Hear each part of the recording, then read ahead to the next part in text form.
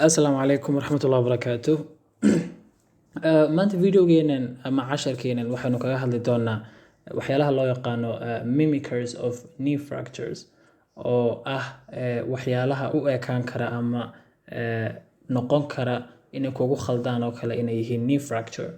laakiin runtii aan ahayn micnaha knee fracture aan ahayn. So waad ogtihiin knee fractures ama jabitaanada soo gaadha jilibku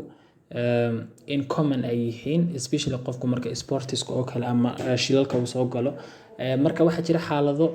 mimickers ah ama u ekaan kara jabitaanadaas oo ay tahay inaad ogaatid especially marka aad akhriyeysid knee x-rayska. Sababta marka aan idinku sheegayo waxa ay tahay inaad iska ilaalisaan in mistake aad sameysaan oo marka aad interpretationka aad sameynaysaan amaba aad pathology aad raadinaysaan inaydan ku khaldin marka knee fracture aydan ku khaldin. So xaaladda ugu horeysa waxa weeye xaaladda loo yaqaano Pellegrini-Steida Lesion. Pellegrini-Steida Lesion waxa weeye post traumatic calcification ku dhaca medial collateral ligamentiga especially marka injury ama dhaawac uu soo gaadho MCL-ka ama medial collateral ligamentiga waxa ay sameysaa calcification bay sameysaa ama ossification wax loo yaqaano. Marka area-da ay ku sameyso ayaa waxa loo yaqaanaa medial epicondyle of the femur. Marka waa xagga insertionka ay ku sameynaysay superiorly ayaa ossification ku dhaca marka. So ossification haddii ay yeelato laftii ama meeshii ossification ka sameysay marka waxa ay noqonaysaa dense bay noqonaysaa ama density-gii lafta oo kale ay yeelanaysaa deetana way cadaanaysaa. So si yaroo fudud ayaa laga yaabaa inaad ugu misdiagnose garaysid fracture. Haddii aan aragno case-kan oo kale so wada jeedaan AB-gii x-ray weeye kani AB of the knee calcification linear calcification marka adjacent ah ama u dhow medial epicondyle of the femur. So this is the condyle of the femur and this is the epicondyle of the femur. So epicondyle of the femur ka haddii calcification uu ku dhaco especially qofka marka uu injury uu kasoo gaadho MCL-ka ayaa waxaa loo yaqaanaa Pellegrini-Steida Lesion. Marka waa very important inaanad micnaha aadan fracture oo kale aadan u diagnose garin xaaladan oo kale. Sawirka lateralka laftiisa haddii aad eegtid waad u jeedaan condyle-ka qaybtiisa ugu sarreysa ama epicondyle of the femur in density yar ama oo sida lafta oo kale cad oo kale ay ka muuqato. Marka waa lesion dhaca marka xaaladahaas injury-ga uu soo gaadho MCL-ka aan ahayn fracture laftii femurtu fracture soo gaadhay oo kale aan ahayn. MRI-ga lafteeda marka lagu arkayo Pellegrini-Steida Lesion waxay u eg tahay intensophyte ama bone outgrowth oo kale oo hypo intense ah oo leh marka bone marrow signal intensity ama intensity loogu talagalay ama ay lahayd oo kale bone marrow-gu sidoo kalena waa well defined sidoo kalena waxa weeye waxa lagu gartaa in thicken ay noqoto marka MCL-ki ama medial collateral ligament-gi. So usually medial collateral ligament insertion-ka waxay ka sameysaa epicondyle of the femur kadibna inferiorly waxay sidoo kalena insertion-ka ay ka sameysaa tibial condyle-ka especially medial tibial condyle-ka. So haddii marka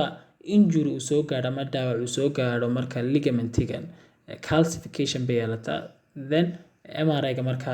hypo intense signal ayuu yeeshaa calcification-kaasi sidoo kalena MCL-kuna thicken ayuu noqdaa ama uu ballaadha.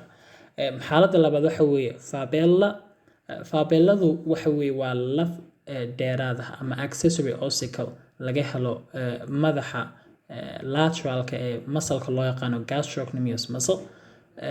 Badanaa medial-ka kuma dhacdo laakiin lateral head-ka ayaa laga helaa marka laftan yar. Boqolkiiba 10 ilaa boqolkiiba 30 patientnada waa lagu arki karaa marka imaging-kooda la sameynayo especially x-ray-da. Marka waa very common in aad laftan oo kale aad ku aragtid badana lateralka. Lateralka marka la eegayo marka waxay u muuqataa well rounded oval shape laf yaroo marka well rounded ah ama goobo yar oo ka dambeysa badana femoral condyleska. so haddii aad u jeedo sawirkan x-ray-ga waa lateralkii jilibka bidix waad u jeedaan in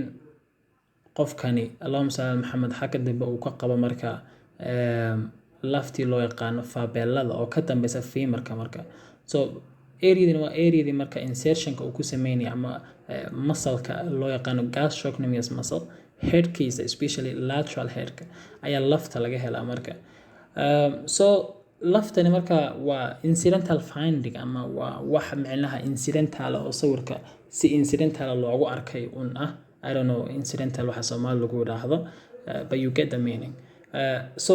sababo kala marka loo order galay marka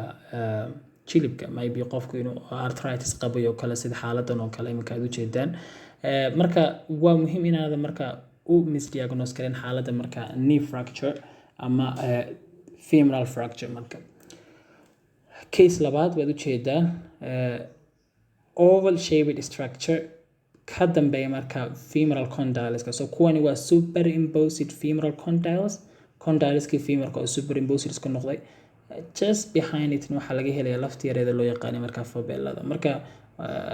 qofku hadii aanu marka ka warhayn lafta fabellada waxa ay tahay iyo halka ay ku taalo waxa siiro easily qofku marka uu u misdiagnose gareyn karaa in ay tahay fracture ama laf jaban oo marka either ka soo jabtay tibiada ama femurta ka soo jabtay so very important inaad marka aadan fracture aadan u misdiagnose gareyn xaaladda ugu dambeysa waxa loo yaqaan bipartite patella bipartite patelladu oo laga wado patello laba qaybood ah ama patelladii oo laba qaybood u kala baxsan waa xaalad iyaduna common ah oo dhacda marka patelladii ay isqabsan weydo especially ossification centerka ama meeshii ossificationka ay ka sameynaysay ee ay laftu ka weynaanaysay in unfused ay noqoto markaa so failure of fusion in laftii ay isqabsan weydo especially qaybta superolateral aspect ama areada patellada ee ugu sareysa ee dhinaca lateralka xigta ay badanaa ku dhacdaa marka bipartite patelladu bipartite patelladu kaliya boqolkiiba 2 patient ba ayaa symptoms yeelan kara laakiin most of the time patientadu wax symptoms ama laha ama waa incidental finding badankeedu so what you then this is the AP of the knee jilibka marka lafti patelladu waa tan waad u jeedaan laf yar oo marka ka go'an patelladii oo marka especially qaybta ugu sareysa ama supero oo qaybtii ugu sareysay iyo lateral aspect so superolateral aspectigi lafta patellada ayaa waxa ku dhacay marka waxa loo yaqaan bipartite patella oo unfusion laftiiba marka isqabsan weyday marka so usually ossification center way qaybtan superolateral aspectigi marka hadii qaybtan ay marka failure u dhaco in labadii lafood ay isqabsan waayaan oo kale then waxa sababta xaalad loo yaqaan marka bipartite patella ama two patella laba patella oo kale sababta aan marka iyadu ay muhiimka u tahay inaad xaaladan ogaato waxa weeye inaadan iyagana ku misdiagnose gareyn patellar fracture oo kale ama lafti patelladu inay jabtay oo kale marka so sababaha lagu kala garto in patellar fracture uu yahay ama inuu yahay bipartite patella waxa weeye number 1 qaybtan ka go'an patelladu xaaladda bipartite patelladu waa smooth margin bay leedahay xagga patellar fracture-ku ay tahay marka irregular fracture oo kale ama irregular border oo kale ay leedahay xaaladda labaad waxa weeye bipartite patelladu most commonly waxa laga helaa superolateral aspect ama qaybta ugu sareysa ee dhinaca ugu xigta lateralka ah ee patellada xagga patellar fractures-ku ay ku dhici karto anywhere ama meel walba oo patellada ka mid ah sawirkan waa SKYLINE view of the patella waxaad si fiican ugu jeedaa qaybtii fragmentigii dhinaca xigtay ee ka go'an marka patellada case-kani waxa weeye waa bipartite patella ama bilateral ah oo labada jilibka midig iyo jilibka bidixba lafti patelladu inaanay isqabsan oo fusion aanay sameyn so haddii dee aadan ogeyn bipartite patella wax la yidhaahdo zero easily ayaad u misdiagnose gareyn kartaa ood odhan kartaa qofkan labadii patellaba ama labada lafoodba uu ka jaban yahay marka so very important inaad ogaato kani waa CT scanka jilibka midig waad u jeedaan